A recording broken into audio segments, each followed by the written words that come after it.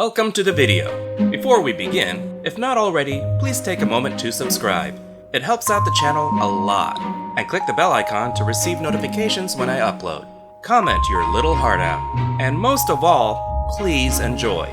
Now back to the video.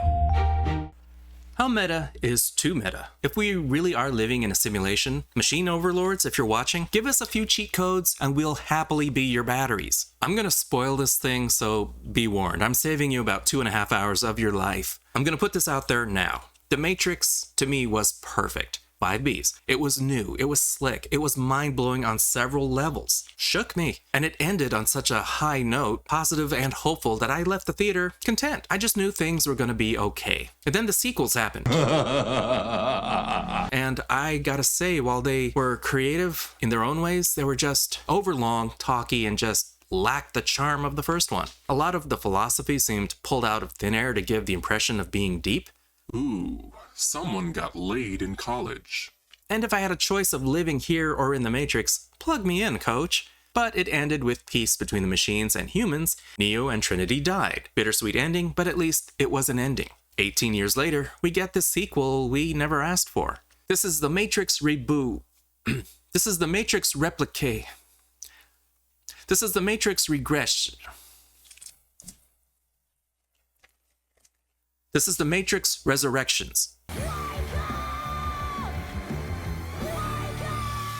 How are Neo and Trinity back? I thought for a bit that this may take place in one of the previous simulations. It just happens to take place well after the third movie. Now what? Things have changed, the market's tough. The movie literally contains the line, Warner Brothers has decided to make a sequel to the trilogy. What? They're gonna do it with or without us. I thought they couldn't do that. Kinda sucked me out of the movie. It didn't make me doubt this reality, it just reminded me that this was not this reality, if that makes any sense. In this reality, Neo is a game designer, and the game he created was The Matrix based on his latent memories, which apparently still had better graphics than The Matrix Online. Also, meta is a nice way of saying the movie has its own head up its ass.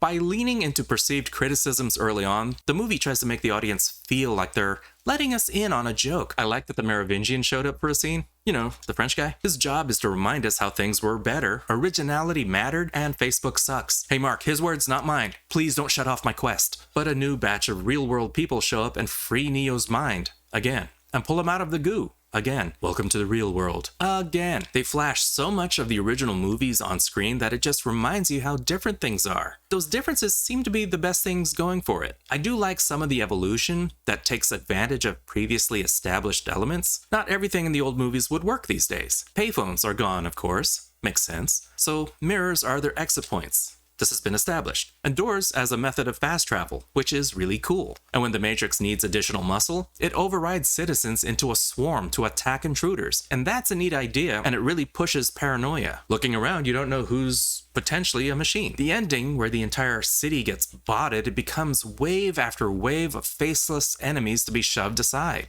Literally. This movie is so self-aware it's about to gain sentience and destroy Zion. Again. A lot of little digs at today's world. Something I still loved about the original, sorely lacking in every sequel, was how it blew my mind with the smallest things.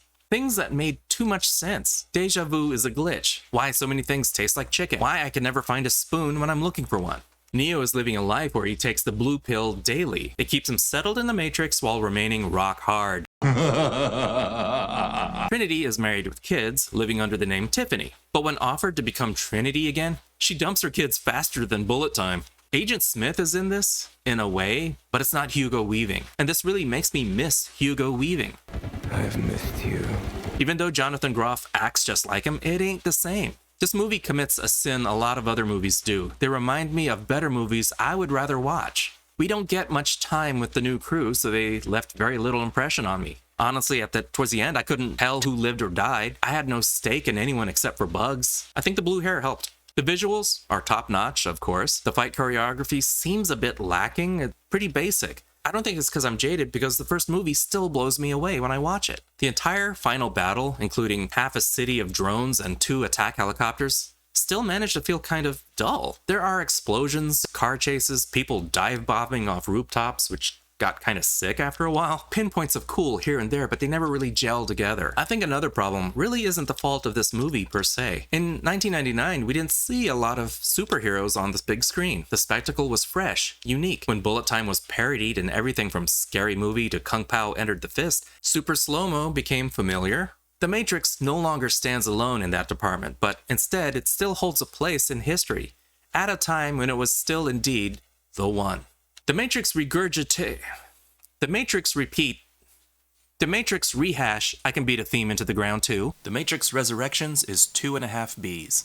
An entirely unnecessary sequel that attempts to recapture lightning in a bottle while highlighting its lack of innovation. And why didn't they bring back Lawrence Fishburne? There are one or two fresh ideas, but it's in a sea of nostalgia baiting. There's some style, some interesting stuff, but it really doesn't bring anything new when you get down to it. And with a legacy like this to live up to, The Matrix shouldn't be just okay. Also, who takes pills from random strangers in bathrooms? Thank you so much for watching. Like, subscribe, comment the bell, you know the usual YouTube stuff. This is theNewBee, and I'll see you later, kids. Toodles!